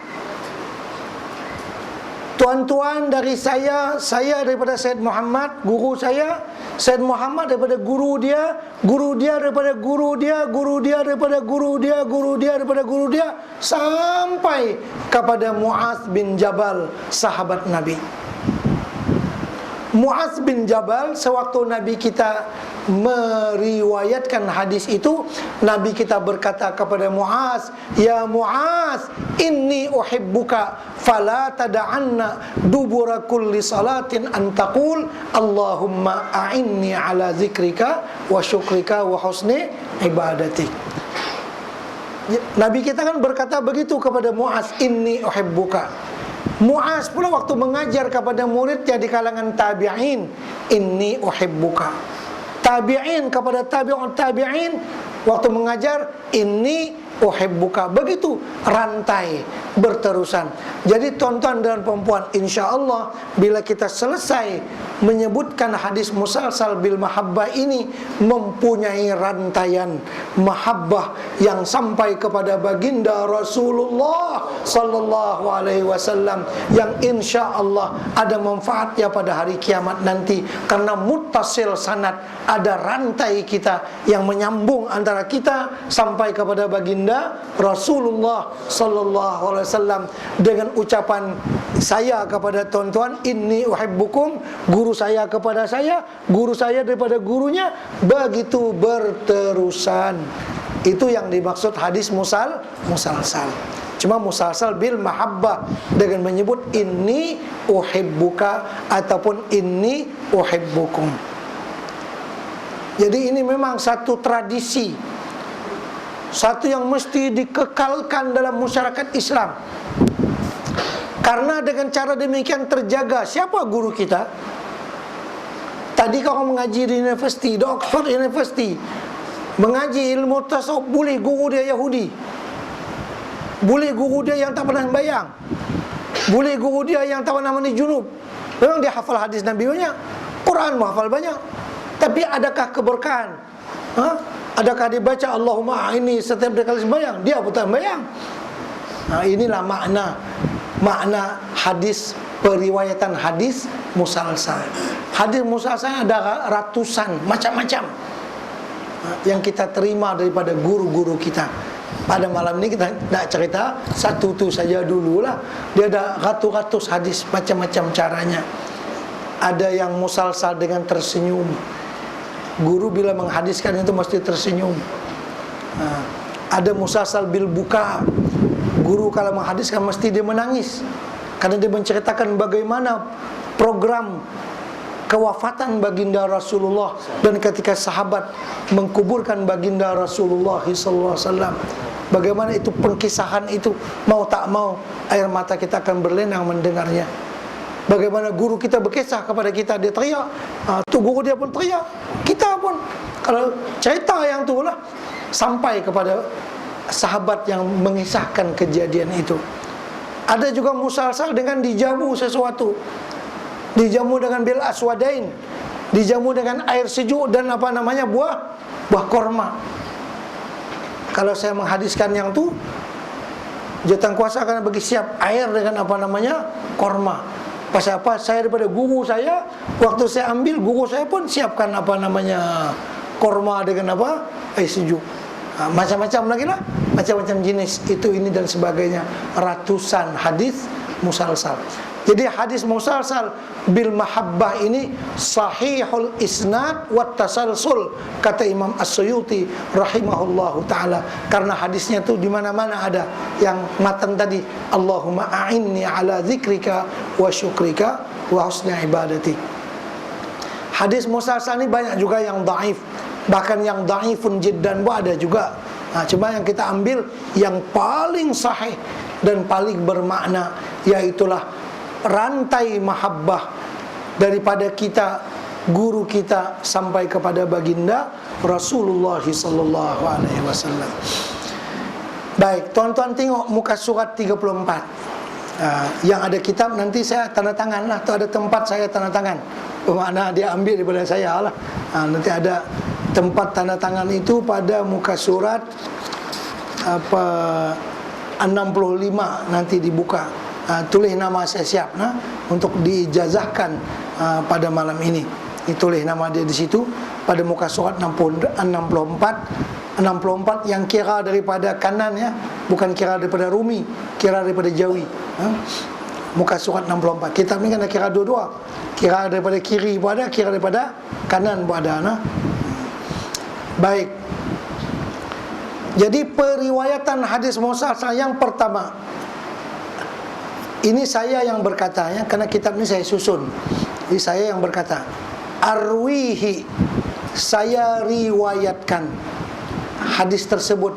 Hadis yang tadi yang saya baca, inni uhibbuka fala tada'anna dubura kulli salatin an taqul Allahumma a'inni ala zikrika wa syukrika wa husni ibadatik. Dan jangan lupa berzikir itu.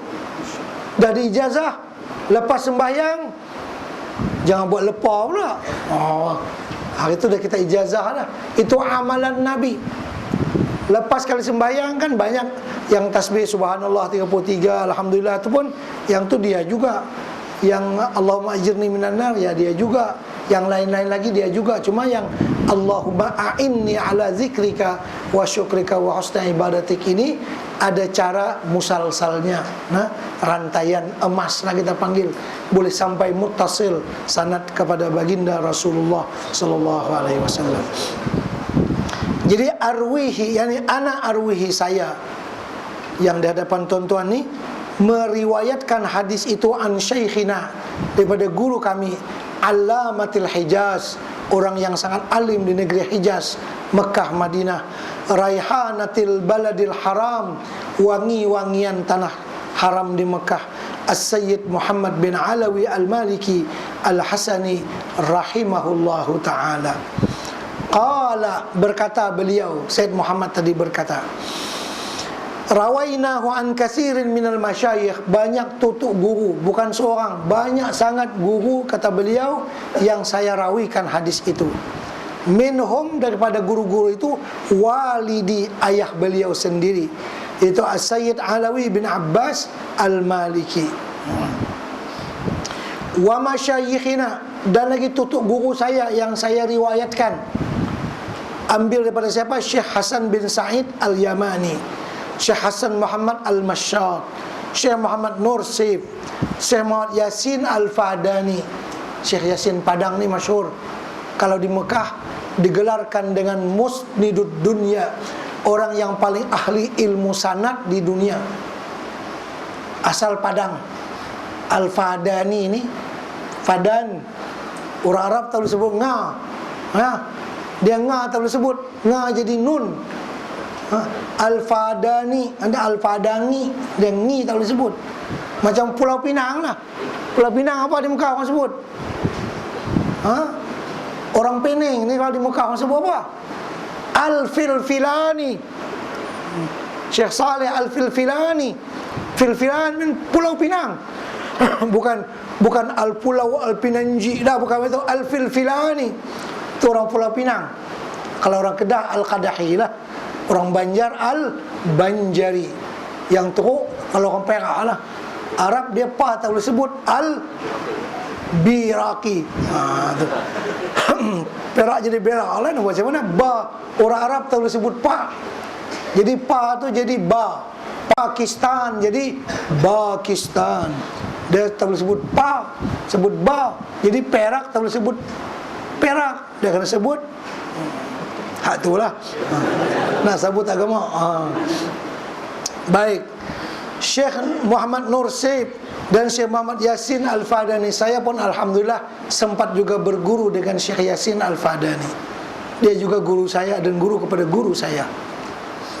Dalam sini saya lalu Syekh Said Alawi, Said Muhammad bin Al-Maliki, dan banyak juga saya sanad langsung daripada Syekh Muhammad Yasin Al-Fadani. Dan Syekh Ibrahim Al-Bukhari Al-Madani, Syekh Muhammad Al-Hafiz At-Tijani, itu di antara guru-guru Said Muhammad boleh sebut. Dan Syekh Saleh bin Muhammad Al-Ja'fari di Mesir, Saleh Ja'fari. Said Abdullah bin Sirin Al-Ghumari, ini orang Maghrib, orang Al-Ghumari. Dan Sayyid Abdul Aziz bin Sirin Al-Ghumari. Dan Habib Salim bin Jindan bin Ali-Syekh Abu Bakar bin Salim, ini Jakarta. Habib Salim bin Jindan daripada keluarga Syekh Abu Bakar bin Salim, termasuk Habib Omar bin Hafiz bin Salim. Beliau daripada bin Syekh Abu Bakar, ujung dia bin Syekh Abu Bakar. Habib Salim di Jakarta. Jadi beliau mencari ilmu sampai bukan hanya di Mekah. Kan abuya kita ni mengaji di Mekah, di India, di Pakistan, di Libya, di Maroko, di Maghribi. Dia pergi mengaji, ambil sanad daripada guru-guru kemana-mana. Dan Habib Umar bin Ahmad bin Sumaid wa ghairihim mimman zakarnahum fi asbatina. Siapa nak dapatkan nama-nama yang lebih lengkap, sanad yang lebih lengkap, itu sila rujuk kepada kitab yang berjudul At-Tali'us Sa'id. At-Tali'us Sa'id yang karangan Abuya juga. Baik. Qala, berkata Abu Yasin Muhammad, wa nazkuru huna sanadal walid, kata beliau, kami sebutkan sanad ayahanda kami Said Alawi wal Masyad wal Fadani. Kan tiga-tiga ni guru-guru beliau. Kita sama saja. Bila sebut Syekh Yasin Padang, kita pun guru kita juga yang itu, Masya Allah. Qala li kullu wahidin minhum, setiap satu daripada guru-guru saya berkata kepada saya. Guru-guru saya tadi berkata kepada saya, apa kata guru beliau? Inni uhibbuka, sebenarnya sesungguh-sungguhnya aku mencintai engkau. Ini guru-guru Abuya kita berkata kepada Abuya, inni uhibbuka faqul Allahumma a'inni ala zikrika wa syukrika wa husna ibadatik fi duburi kulli salatin. Dalam ta'bir yang lain, fala tada'anna antakul, macam-macam lah. Itu riwayatnya ada berbeza sedikit, mafhumnya semua sama. Wa kullun minhum, yang tiga-tiga itu, baik Said Alawi, Al-Masyad dan Al-Fadani, tiga-tiga itu berkata, qala li Syekh Omar Hamdan. Syekh Omar Hamdan muhaddis Al-Haramain Asy-Syarifain. Ini terkenal sangat di Mekah, guru yang mengajar hadis muhaddis di negeri Mekah dan di negeri Madinah. Ini guru kepada Syekh Yasin Padang, guru kepada Syekh Hasan Al-Masyad, dan guru kepada Said Alawi Al-Maliki, ayah kepada Abuya kita. Nah, daripada Syekh Omar Hamdan mengambil daripada guru beliau, dan beliau berkata kepada anak murid beliau yang tiga tadi dan yang lain-lainnya, inni uhibbukum faqulu Allahumma a'inni ala dzikrika wa syukrika wa husna ibadatik fi duburi kulli salatin. Baik, Syekh Umar Hamdan berkata, siapa guru beliau? Qala Syekh Umar Hamdan, qala lana kullun min Syekh Falih Al-Zahiri wa Sayyid Muhammad Ali Al-Watari inni uhibbukum. Itu guru kepada Syekh Umar Hamdan. Faqulu Allahumma a'inni ala zikrika wa syukrika wa husna ibadatik fi duburi kulli salatin. Kemudian Syekh Umar Hamdan mengambil daripada guru-guru beliau yang tadi, dan guru-guru itu mengambil daripada Syekh Asy-Syarif Muhammad bin Ali As-Sanusi. Ini anak beliau kan ada Ahmad bin Muhammad Ali As-Sanusi, Ahmad Al-Mujahid, dan Muhammad juga As-Sanusi. Ini yang tuan nih, yang datuk, yang cucu Ahmad, yang ayah Muhammad, yang tuan pun Muhammad. Orang Arab ni Muhammad bin Muhammad. Imam Ghazali nama dia Muhammad, ayah dia Muhammad, tuan dia Muhammad. Muhammad semua nama. Biasalah macam itu. Yang disebut tu gelarannya Al-Ghazali itu gelaran. Baik. Qala Sanus, jadi berkata Syekh As-Sanusi mengambil daripada siapa? Qala li Al-Jamal Abdul Hafiz Al-Ujaimi wa ana uhibbuka faqul ila akhiri. Itu maksudnya seperti apa yang termaklum, Allahumma a'inni ala zikrika wa syukrika wa husna ibadatik. Berkata Syekh Al-Ujaimi, qala li Syekh Muhammad Hashim bin Abdul Ghafur As-Sindi. Sind ini termasuk daerah Pakistan ya. Karachi itu masuk Sind ya. Sind. Itu guru beliau. As-Sindi berguru kepada Muhammad Hashim. Muhammad Hashim berguru kepada An-Namrasi Al-Barlisi. Beliau berguru kepada Al-Aid. Al-Aid berguru kepada Muhammad Al-Buhuti Al-Hambali. Ini nama-nama kita sebutkan saja, karena guru-guru ini semua berkata kepada anak murid mereka, inni uhibbuka fala tada'anna dubura kulli salah antaqul Allahumma a'inni ala zikrika wa syukrika wa husna ibadatik. Baik, sanad berikutnya, Muhammad Al-Buhuti mengambil daripada Abdurrahman Al-Buhuti. Beliau mengambil daripada Najmuddin Al-Ghiti. Najmuddin Al-Ghiti mengambil daripada Imam Al-Hafidh Jalaluddin As-Suyuti yang masyhur, banyak karangan beliau termasuk tafsir Jalalain itu dikarang oleh Imam Jalaluddin As-Suyuti dengan Imam Jalaluddin Al-Mahalli. Imam Jalaluddin As-Suyuti berguru kepada Imam Abu Thayyib Ahmad bin Muhammad Al-Hijazi. Beliau berguru daripada Qadil Qudat Majduddin Ismail bin Ibrahim Al-Hanafi. Beliau berguru kepada Al-Hafidh Abu Sa'id Al-Ala'i. Beliau berguru kepada Ahmad bin Muhammad Al-Armawi. Beliau berguru kepada Abdurrahman bin Makki. Beliau berguru kepada Abu Tahir As-Silafi, bukan Salafi, As-Silafi. Beliau berguru kepada Muhammad bin Abdul Karim. Beliau berguru kepada Abu Ali Isa bin Syadzan Al-Qassar Al-Basri. Beliau berguru kepada Ahmad bin Sulaiman An-Nijad. Beliau berguru kepada Abu Bakar Ibnu Abid Dunya. Beliau berguru kepada Hasan bin Abdul Aziz Al-Jarawi. Beliau berguru kepada Hakam bin Abdah. Beliau berguru kepada Haywah bin Syuraih. Haywah bin Syuraih ini penasihat kepada khalifah yang adil Umar bin Abdul Aziz, menjadi penasihat kepada Sulaiman bin Abdul Malik dan kepada Khalifah Umar bin Abdul Aziz. Ini Haywah bin Syuraih. Beliau berguru kepada Uqbah bin Muslim. Beliau berguru kepada Abu Abdurrahman Al-Habali. Beliau berguru kepada As-Sunabihi. As-Sunabihi seorang tabi'in, berguru kepada Muaz bin Jabal, sahabat Rasulullah sallallahu alaihi wasallam, dan Muaz mengambil daripada kekasih kita baginda Rasulullah sallallahu alaihi wasallam. Dengan itu muttasillah sanad daripada saya, guru saya Sayyid Muhammad, sampai kepada Muaz bin Jabal, sampai kepada baginda Rasulullah sallallahu alaihi wasallam. Wa fi riwayati Abi Dawud, dan matan hadis tersebut riwayat Abu Dawud, ya Muaz, wallahi inni uhibbuka wa usika ya Muaz. Itu ada bertambah riwayat, la tada'anna fi duburi kulli salatin an taqul Allahumma a'inni ala zikrika wa syukrika wa husni ibadatik. Kemudian sebagai penutup kepada hadis musalsal ini, aqulu, berkatalah hamba yang dhaif, aqulu wa ana jami'u hadzal sabat, orang yang mengumpulkan risalah yang ada di hadapan tuan-tuan dan puan-puan ini, al-mad'u, yang dipanggil namanya Ahmad Fahmi bin Zamzam Al-Banjari An-Nadwi Al-Maliki.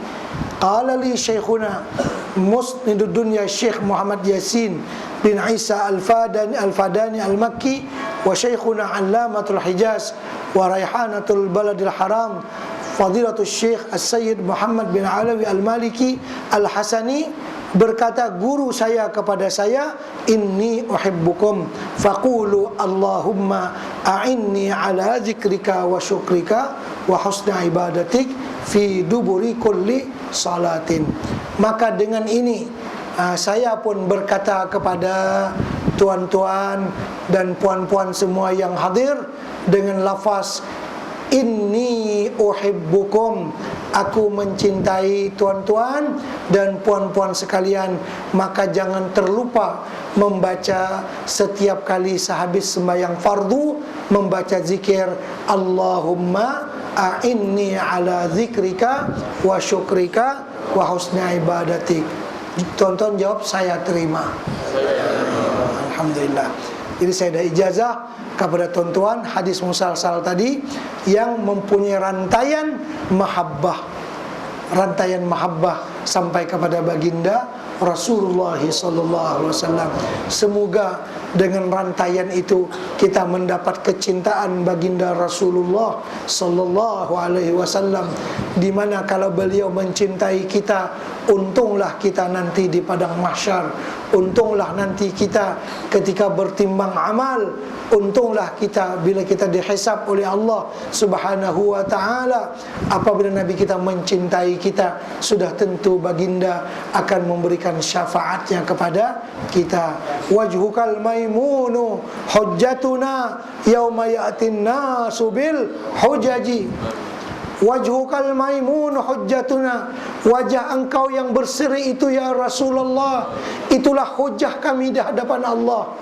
Kami nak bercakap tak pandai, tapi kalau wajah Rasul ada ketika kita dihisab oleh Allah, tenang kita.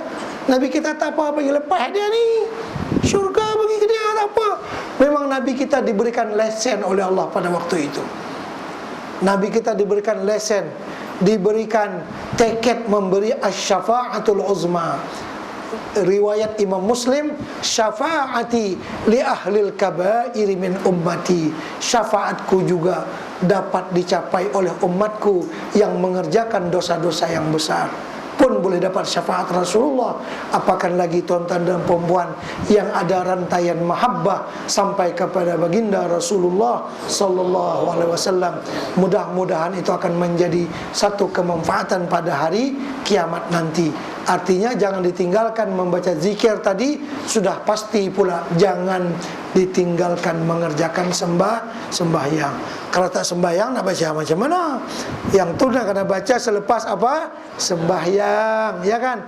Artinya kita seumur-umur hidup kita insya-Allah akan mengerjakan sembahyang 5 waktu, dan mudah-mudahan dimudahkan oleh Allah Subhanahu wa taala.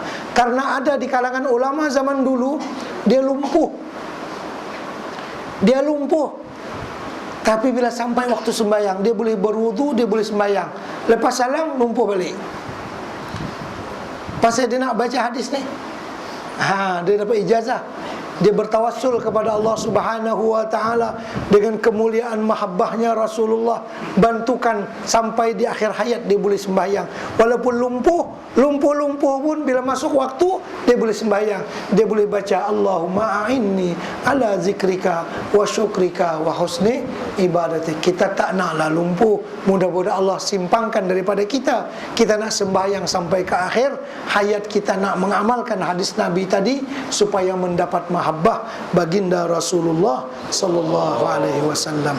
Qala al-Imam As-Suyuti rahimahullahu taala, innahu, hadis tadi sahihul isnad wat tasalsul.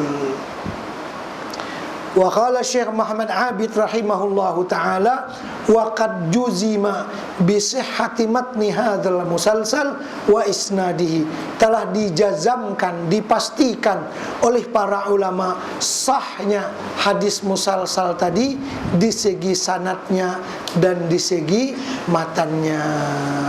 Jadi saya kira mungkin sekadar itu sahaja apa yang dapat saya sampaikan pada malam ini. Mudah-mudahan kita semua diberi berkah oleh Allah Subhanahu wa taala.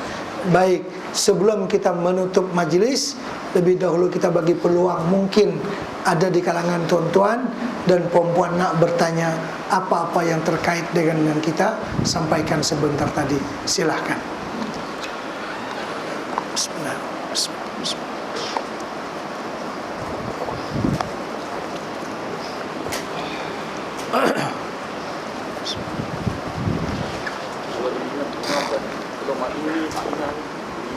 Baik, terima kasih. Ustaz kita bertanya, kalau jadi imam nak kena baca a'inni kah, nak kena baca a'inna? Ini soalan cukup cantik. Sama dengan Allahumma ajirni minan nar kah, Allahumma ajirna minan nar? Ini soalan cukup cantik. Baik. Apabila wirid itu tidak usah dirubah. Bila wirid tak usah dirubah, karena masing-masing membaca. Apabila doa maka itu dirubah. Apabila dirubah maka makmum mengaminkan doa yang dibaca oleh imam. Kita subuh imam baca doa qunut, Allahumma hdina fiman hadait. Apa kata makmum di belakang? Amin. Jadi kalau imam baca Allahumma a'inna ala dzikrika wa syukrika wa husni ibadatik, makmum di belakang baca amin, ya kan? Dan imam baca Allahumma a'inna. Jadi oleh karena wirid, masing-masing kita baca Allahumma a'inni ala dzikrika wa syukrika wa husni ibadatik, baik itu makmum ataupun imam, karena semua orang baca. Jadi tak semua imam ubah a'inni menjadi a'inna atau ni jadi na. Yang mana yang diaminkan sahaja itu yang dirubah. Kalau yang tidak diaminkan tak perlu dirubah walaupun jadi imam. Contoh, orang jadi imam baca doa antara dua sujud. Apa doa duduk antara dua sujud? Rabbil firli warhamni wajburni wa'afini wa'fani. Jadi imam diubah tak? Tak ubah, karena masing-masing baca. Kalau kunut lain. Kunut imam tak boleh baca Allahumma hdini fiman hadait, tak boleh. Dia kena baca Allahumma dina. Makmum pun di belakang kata amin. Kalau duduk antara sujud, imam ganti Allah rabbighfir lana warhamna, makmum di belakang kata apa? Amin. Macam tu lah kan? Tak macam tu kan? Dan itu pun tidak dirubah. Imam tak payah merubah yang tu. Yang doa antara dua sujud tu tak payah dirubah oleh imam. Walaupun dia jadi imam pun tak perlu dirubah, karena masing-masing baca. Jadi yang mana masing-masing baca tak payah dirubah, karena masing-masing bermunajat kepada Allah Subhanahu wa ta'ala. Kalau dirubah nanti diaminkan oleh makmum, ya kan? Begitulah caranya. Wallahu a'lam. Ada satu soalan lagi kalau ada.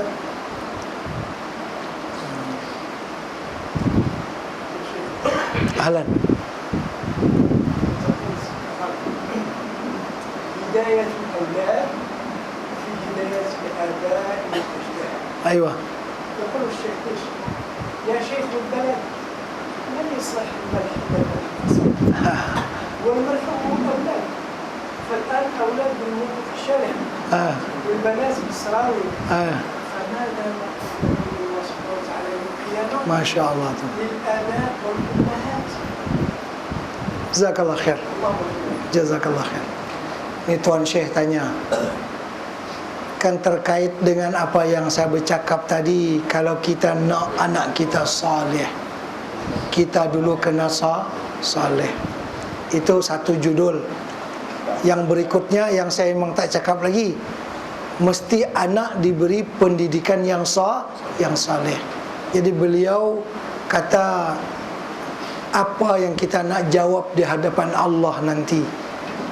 Kalau kita duduk dalam masjid lah ni anak-anak kita ni duk naik apa namanya mutu rata-rata lah, di mana di medan kota, di medan apalah tempat-tempat ni, hendaklah kata beliau ibu bapa mengambil perhatian. Beliau bukan bertanya, beliau mencadangkan dan tolong dipersampaikan.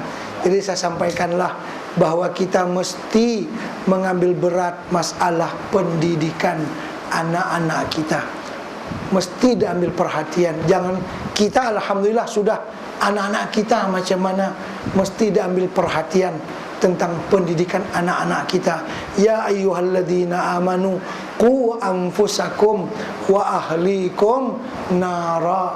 Wahai orang yang beriman, jagalah dirimu dan anak-anak kamu daripada api neraka. Bukan takat kita saja, anak-anak kita mesti kita didik dengan didikan Islam. Kullu mauludin yuladu alal fitrah fa abawahu yuhawidanihi au yunassiranihi au yumajjisanihi.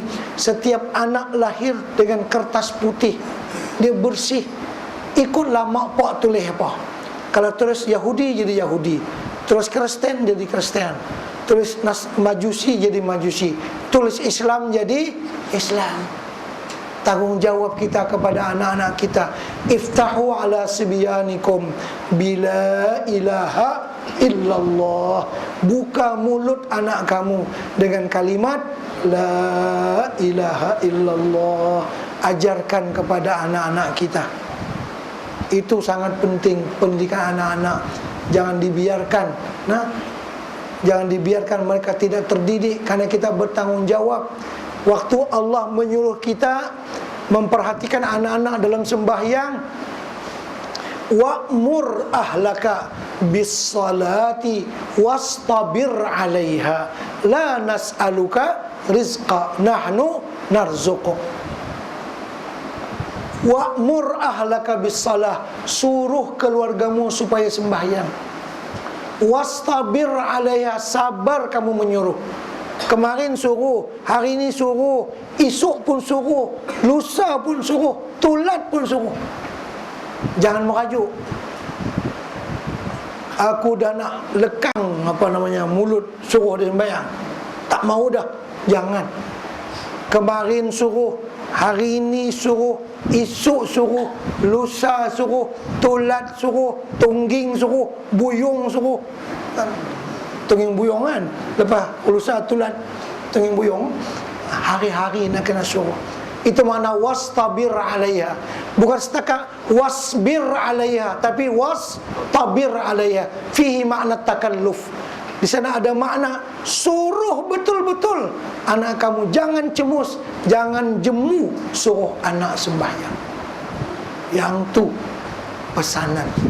Kita nak anak kita menjadi anak yang saleh.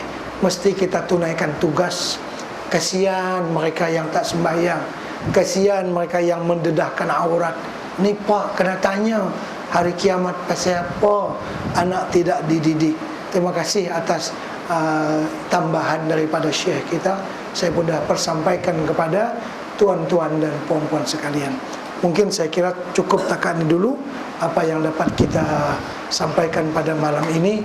Mudah-mudahan kita semua diberkahi oleh Allah. Al-Fatihah. A'udzubillahi minasyaitonir rajim. Bismillahirrahmanirrahim. Ya karim ya nasta'in shiratal mustaqim. Shiratal ladzina an'amta 'alaihim ghairil maghdubi 'alaihim. Bismillahirrahmanirrahim. Alhamdulillahirabbil alamin wassalatu wassalamu ala sayyidina Muhammadin wa ala alihi wa sahbihi ajma'in. Allahumma anfa'na bima 'allamtana wa 'allimna ma yanfa'una wa zidna ilma warzuqna fahma.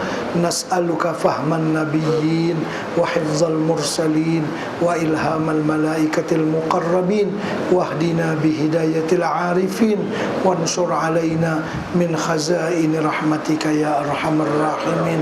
Wa sallallahu ala sayyidina Muhammadin wa ala alihi wa sahbihi wa sallam walhamdulillahi rabbil alamin. Taqabbalallahu minkum. Inna wa